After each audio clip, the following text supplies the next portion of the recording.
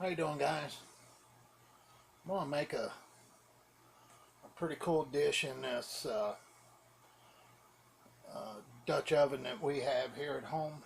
It's one of the ceramic coated type, and I wanted to do a dish to kind of honor my buddy Bill Gowdy.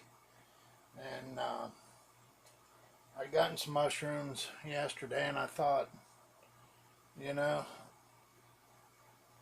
I'm gonna cook them up in this Dutch oven and see what happens. But what I'm going to do is I'm going to make a chicken and mushroom and a little bit of rice dish. And don't know if you can see them, but I got a huge bowl of what they call hen of the woods mushrooms. Yeah, you probably can't see them very well. It's kind of dark in my kitchen. I got an old-fashioned kitchen, not much lighting. But anyway, I've done pulled all these apart from the mushroom itself. It was about, I don't know, about this big around. And anyway, I done washed them and got them in this little strainer here, and we're gonna have chicken thighs, hen of the woods mushroom, a little bit of rice, some curry butter, and some garlic, minced garlic. And I might throw a little bit of cream in there. I don't know yet, but we'll see. Anyway, let's get some curry butter in this pan here.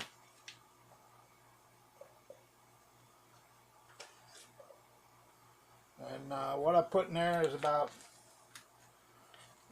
3 to 4 tablespoons curry butter, and that's kind of my favorite. It's the best tasting butter I've ever eaten, bar none, except some of my homemade stuff.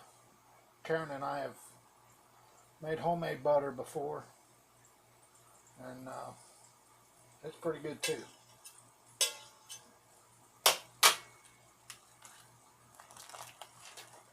Let me see if I can get this camera. Well, yeah, I ain't gonna mess with that right now, but I wanted to try to get you a close-up in here, but maybe that's not gonna happen very well. What I've got here is a bag of boneless chicken thighs.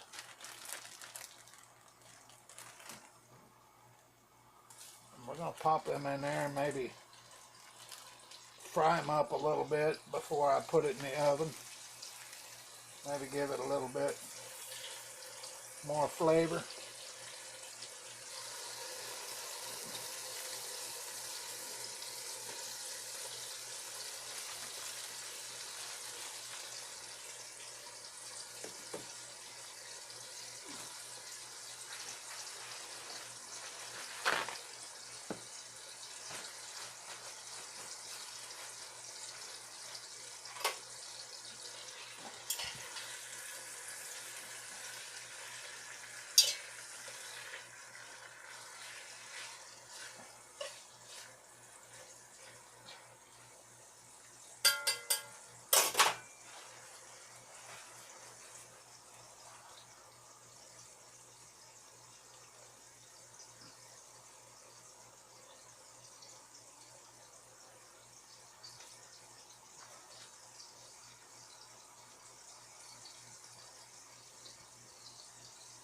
Excuse me while I get a spoon for my garlic.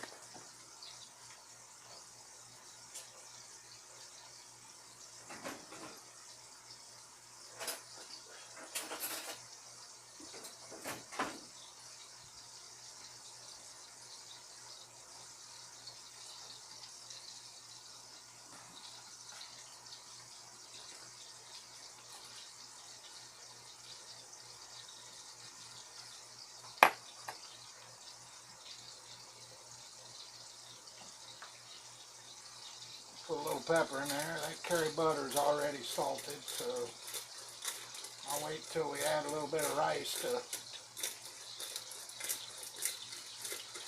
add a little more salt.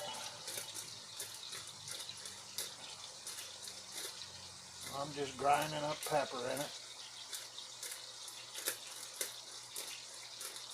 It's a fine grinder, so I'm not putting a lot in it, folks.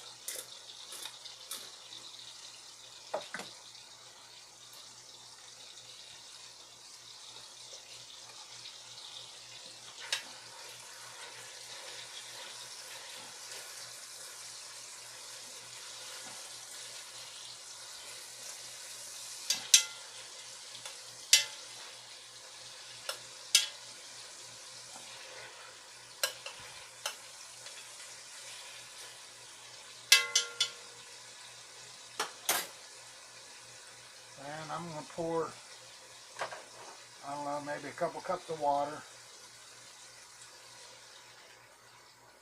That's a half. That's a whole cup. Cup and a half. 2 cups. I think that might be okay.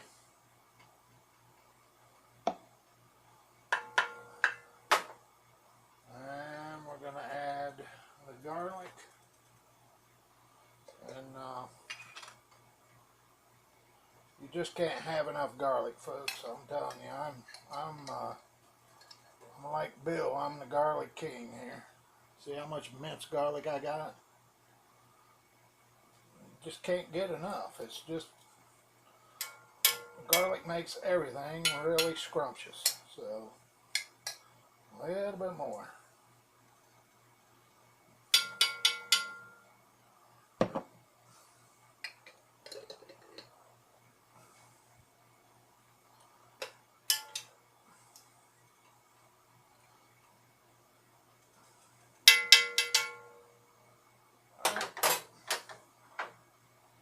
Now we're going to add the mushrooms.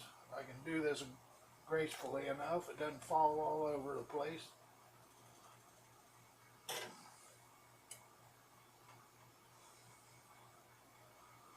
It'll be basically like a mushroom, chicken mushroom, hen of the woods stew, if you can call it that.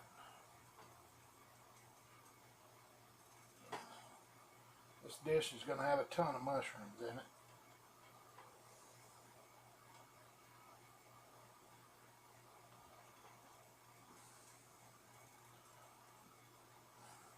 Now I'm going to add my rice. We actually, we watched a video, I don't know, maybe 3 or 4 weeks ago by Call Craven Bushcraft, if you know that fella. His name is Wayne, and he cooked some of this parboiled rice. Don't know if you could see it very well. I'm sorry, folks, the lighting in here is just terrible. But it's parboiled, and you can get it at Walmart. And supposedly, and I've done some research, even though it has carbs, it's 36 carbs per half cup, or per quarter cup, I'm sorry, quarter cup serving. And supposedly it won't spike your blood sugar. And that's exactly what we're looking for, is something that won't spike our blood sugar. And still get some rice. Because I'll tell you, being on a low carb to no carb diet, you miss pasta and bread and rice and those things that help keep you full, you know. So I thought I would try it. I'm going to check my blood sugar before I eat and then after I eat, and I'll put a comment in the video below and let you know what my sugar level's done. Of course, most of you know I'm a diabetic, so I'm always looking for an alternative to eating certain foods like pastas and rice and whatnot. But if it's parboiled rice, turns out to keep sugar from spiking, That'll be a blessing, I'll tell you. Of course, we're not going to overdo it today because we're experimenting. So it's only going to be a half a cup between me and the missus. So right here's a half a cup, guys. Throw that in there.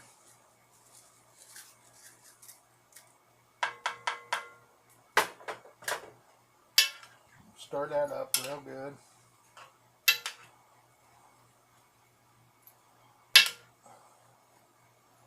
Maybe with this we'll have a salad or something. We'll find out. It's kind of spur of the moment, just a thought. Thinking about Bill Gowdy and his Dutch oven cooking, so I thought we'd do a little bit of Dutch oven cooking too. I'm going to throw some more mushrooms in, just because this is like our second favorite mushroom. Our first one is morels. Of course, everybody loves morels. But this hen of the woods comes late in the year, in the fall. I'm going to put a little more water in. A little more isn't going to hurt nothing. And it grows very abundantly and very big. The mushrooms can get, I seen the other day on a video, a fella had a record breaker that was 60 pounds. And that thing, it was just huge. I mean, a monster. Mine are only maybe, I don't know, 3 pounds a piece or something. But, you know, I'll take them any way I can get them. And probably the smaller ones are a little better. And I'm putting some garlic salt in here. Now we've got everything going.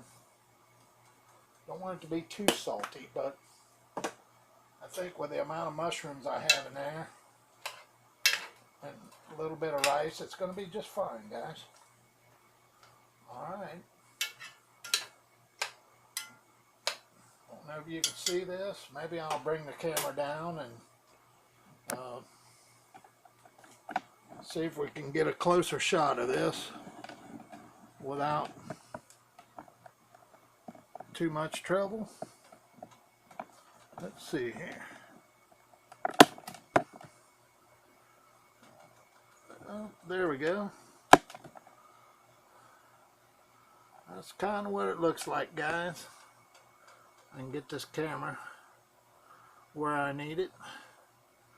And that's the Dutch oven. And I'm going to bring you back when I get it done. Maybe we'll do a little taste test here in the kitchen. Again, it's chicken thighs, hen of the woods mushroom, curry butter, minced garlic, water, a little bit of garlic salt, pepper, and we're going to see what happens here, guys. Maybe I'll toss a few more of these in. I'm crazy about mushrooms. My wife is too.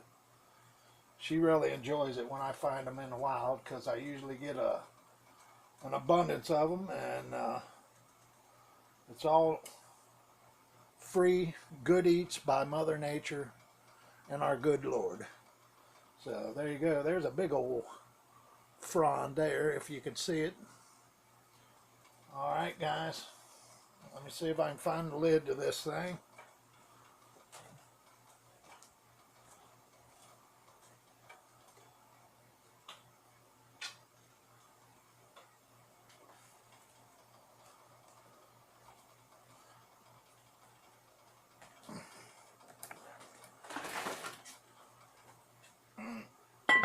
There we go. That's the lid. And oh, I got my oven on, let's see, about 375, and I think I'm going to cook it for about maybe 45 minutes, and then I'll check it, and we'll see how it goes, okay? Thanks, guys. I'll give you a part 2 here shortly.